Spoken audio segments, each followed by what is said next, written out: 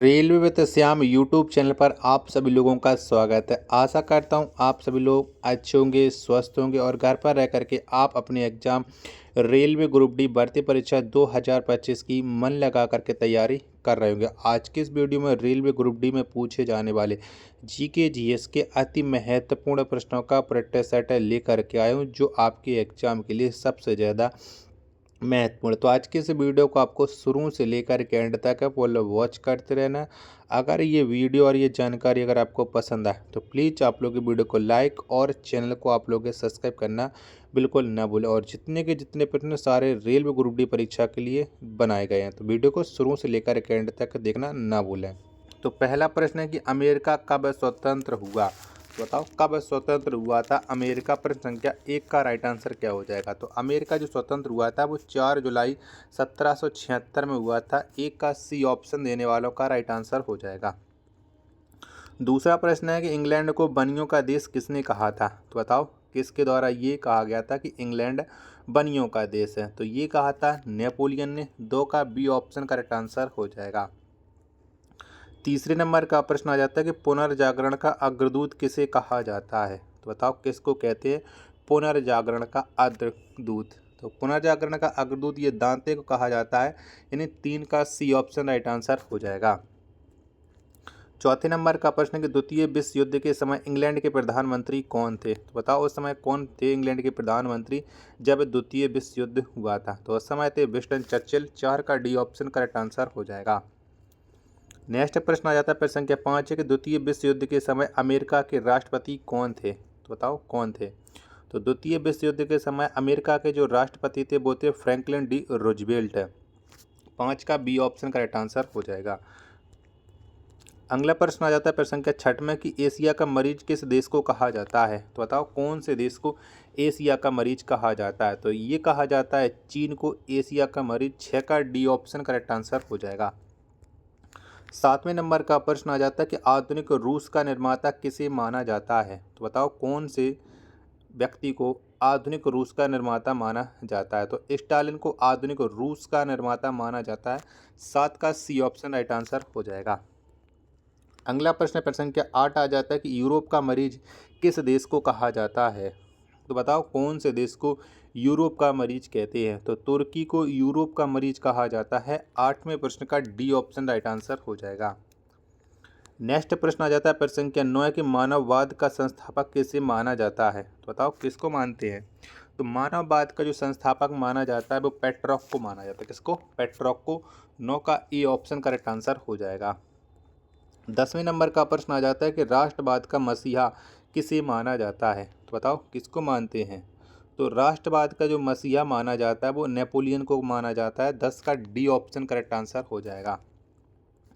11वें number का प्रश्न है कानून की आत्मा पुस्तक के रचनाकार हैं। तो बताओ कौन हैं। 11वें प्रश्न का राइट आंसर क्या हो जाएगा। तो कानून की आत्मा पुस्तक के जो रचनाकार हैं वो हैं मॉन्टेस्क्यू। 11 का डी ऑप्शन करेक्ट आंसर हो जाएगा। वीडियो पसंद आ रही होगी तो प्लीज़ वीडियो को लाइक और चैनल को सब्सक्राइब करना बिल्कुल ना भूलें। 12वें नंबर का प्रश्न है कि डिवाइन कॉमेडी पुस्तक के रचनाकार कौन है। तो बताओ कौन है। तो डिवाइन कॉमेडी पुस्तक के जो रचनाकार हैं वो हैं दांते। 12 का सी ऑप्शन करेक्ट आंसर हो जाएगा।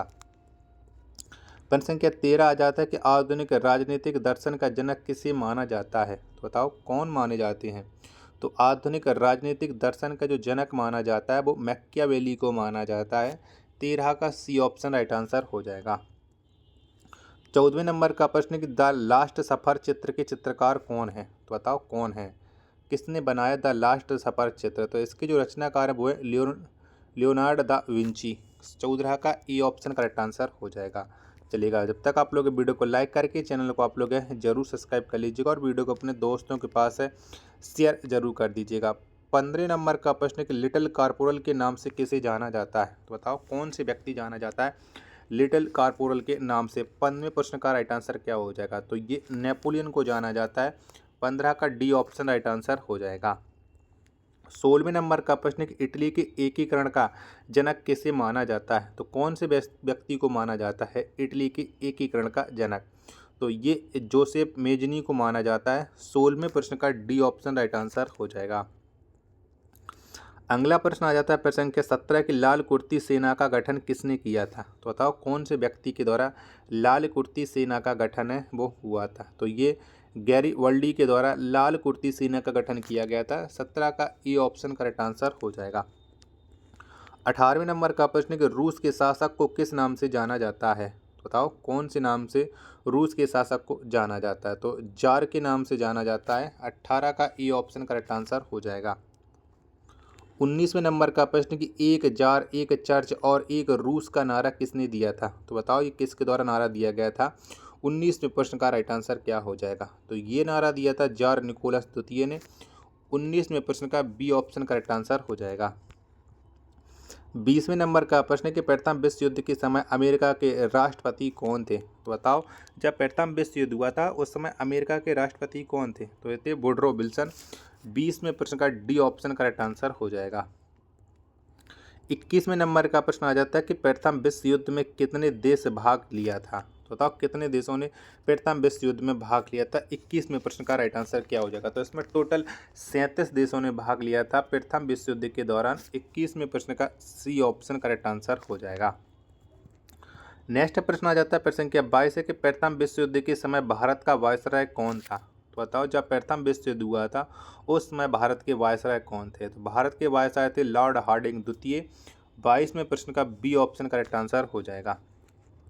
23वें नंबर का प्रश्न कि समुद्री मार्ग से संपूर्ण विश्व का चक्कर लगाने वाला प्रथम व्यक्ति कौन था। तो बताओ कौन सा वो व्यक्ति था जिसने समुद्री मार्ग से संपूर्ण विश्व का चक्कर लगा लिया था। तो वो व्यक्ति था मैगलन। 23 का सी ऑप्शन राइट आंसर हो जाएगा। प्रश्न संख्या 24 से आपके सामने कि मोनालिसा नामक चित्र के रचनाकार कौन है।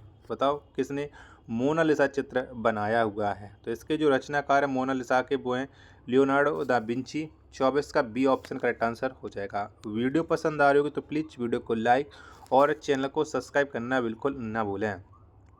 25वें नंबर का प्रश्न आ जाता है खुले द्वार की नीति के प्रतिपादक कौन थे। तो बताओ कौन थे। तो खुले द्वार की नीति के जो प्रतिपादक थे वो थे जॉन रे। 25वें प्रश्न का डी ऑप्शन करेक्ट आंसर हो जाएगा। 26वें नंबर का प्रश्न आ जाता है कि चीन का विशाल दीवार के निर्माता कौन है। तो बताओ किसने चीन की विशाल दीवारें बनवाई है। तो इसके जो निर्माता हैं वो है सी हॉन्ग टी। 26 का ए ऑप्शन करेक्ट आंसर हो जाएगा। 27वें नंबर का प्रश्न आ जाता है कि पीत आतंक के नाम से किसे जाना जाता है। तो बताओ कौन से देश को पीत आतंक के नाम से जाना जाता है। तो ये जाना जाता है जापान देश को पीत आतंक के नाम से। 27 का सी ऑप्शन राइट आंसर हो जाएगा। 28वें नंबर का प्रश्न है कि 6 अगस्त 1945 को हिरोशिमा पर जो बम गिराया गया उसका नाम क्या था। तो बताओ कौन सा बम है 6 अगस्त 1945 को हिरोशिमा पर गिराया गया था। जब तक मैं आपको ऑप्शन दिखा रहा हूँ तब तक आप लोग वीडियो को लाइक करके चैनल को आप लोग जरूर सब्सक्राइब कर लीजिएगा। चलिए का चारों ऑप्शन आपकी स्क्रीन पर शो हो चुके हैं। तो बताओ कौन सा बम गिराया गया था जापान पर। 28वें प्रश्न का राइट आंसर। तो जो बम गिराया गया था उसका नाम था लिटिल बॉय। 28 का ए ऑप्शन करेक्ट आंसर हो जाएगा।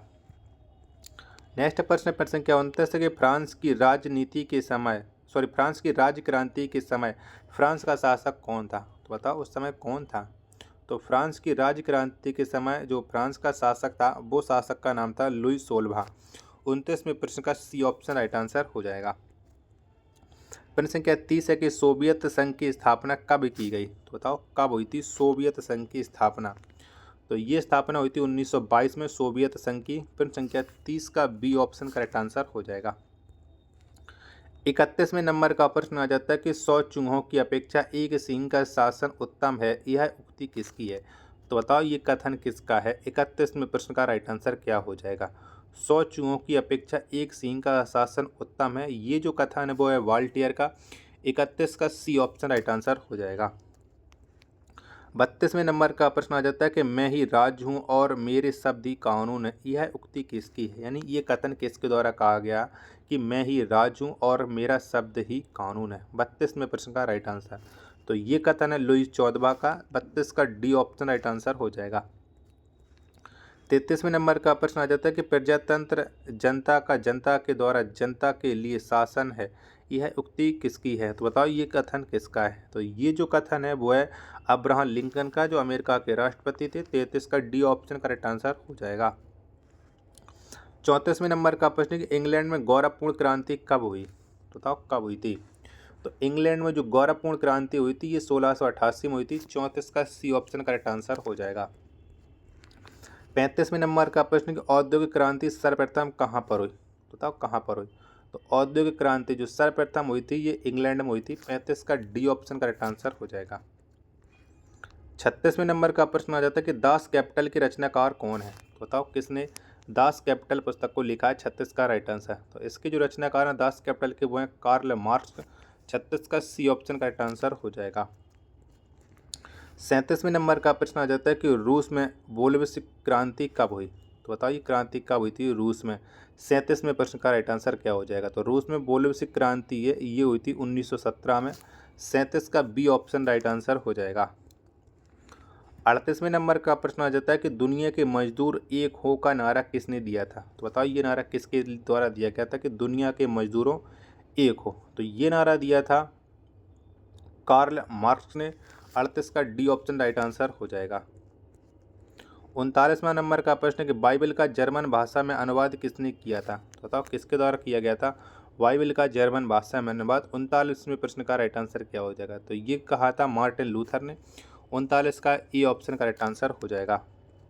प्रश्न संख्या 40 और अंतिम प्रश्न है कि अमेरिका की खोज किसने किया था? तो बताओ किसने की थी अमेरिका की खोज? तो ये की थी क्रिस्टोफर कोलंबस ने। 40 का सी ऑप्शन करेक्ट आंसर हो जाएगा। अगर आपको ये वीडियो पसंद आई हो तो प्लीज़ आप लोग इस वीडियो को लाइक और चैनल को सब्सक्राइब करना आप लोग बिल्कुल ना भूलें। मिलते पर अपने एक और नेक्स्ट वीडियो के साथ, तब तक के लिए धन्यवाद। जय हिंद, वंदे मातरम।